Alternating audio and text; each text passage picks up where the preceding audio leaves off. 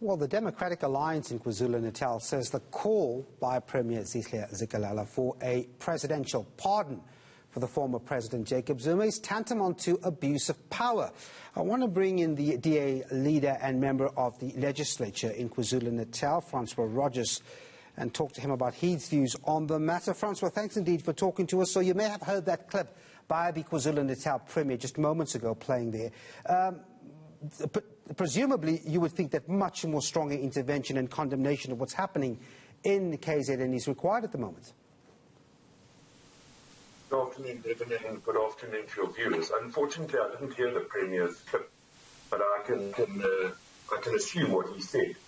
Quite simply, what we're saying in the province of Kwa-Zulu Natal is the fallout of factionalism within the African National Congress, and it's leading to absolute anarchy, where law and order is not being upheld, the constitution is being undermined, and it simply cannot be that the Premier, Zikalala, as the head of the executive in the province, now calls upon the President to give Jacob Zuma a pardon.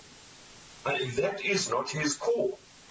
His call as the leader of the ANC in the province should simply be to bring law and order and call on the comrades and those who are creating this anarchy to order. That's simply what it is, and to enforce the rule of law. That is the oath that he took when he took office, and he needs to ensure that that is done. That is his role at the moment.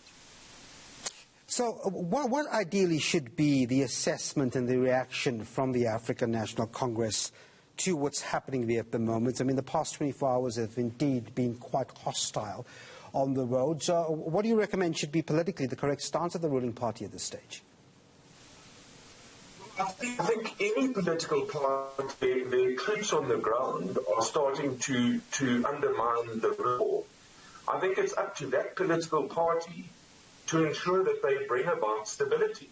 I think that's really what it's all about. And on your very network the other night, in an interview with the Premier, he acknowledged that the ANC have problems in the province of KwaZulu-Natal, and that indeed these divisions within the ANC are causing these problems.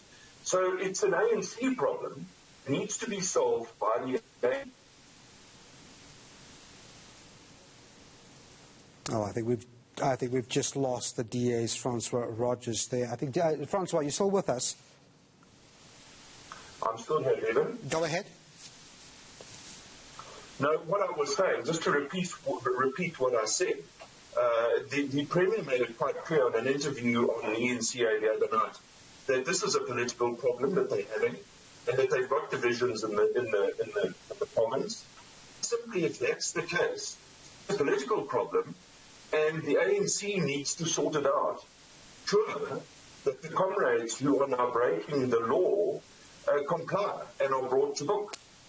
Yep. Francois, at this juncture, what is the role for parties like the Democratic Alliance and the IFP in this particular situation? Well, look, from our perspective, we would appeal to everybody on the ground. You know, if you're unhappy with the decision or you're happy with the protest, that's your right. You also have to protest, but you have a right to protest under the rules and the constitution that governs South Africa.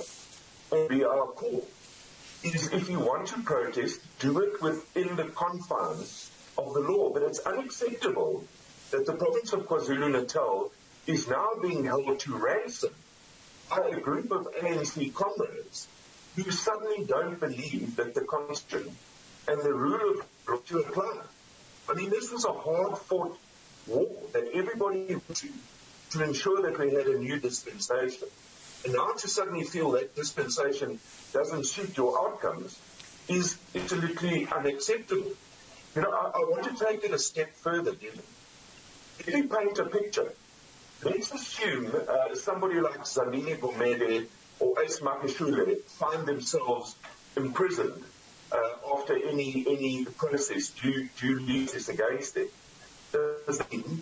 If certain sectors of the ANC don't like the outcome, and the imprisonment, we're going to reface this entire situation all over again. That's why I say this is more than anarchy. Yeah, indeed. All right, so DA's Francois Rodgers, thanks very much indeed for giving us your take there. I want to bring in political analyst Professor Bheki Mngomezulu on this one. Yeah, Professor, thanks indeed for your time. I mean, perhaps an elementary question to start off with, but at this stage, there's no ambiguity about the violent protests being rooted in the unhappiness over the incarceration of Jacob Zuma. And I think that's an important and significant outline there, isn't it? Yes, indeed, my brother. Can you hear me? Indeed, I can. Go ahead, Prof. Yeah, no, this is an unfortunate situation given what is currently happening in Kwa-Zulu Natal and the concerns that people are raising. It's something worth listening to so that at least there could be self-introspection from the officials that have been involved in this whole incident. From 2005, when it all started, signs were there that at some point this situation will get out of control. And we've seen it happening in the past couple of days, whereby trucks have been torched, and of course a number of other individual businesses have been destroyed. And from the look of things, unless something drastic happens, we are most likely to see more destruction going forward.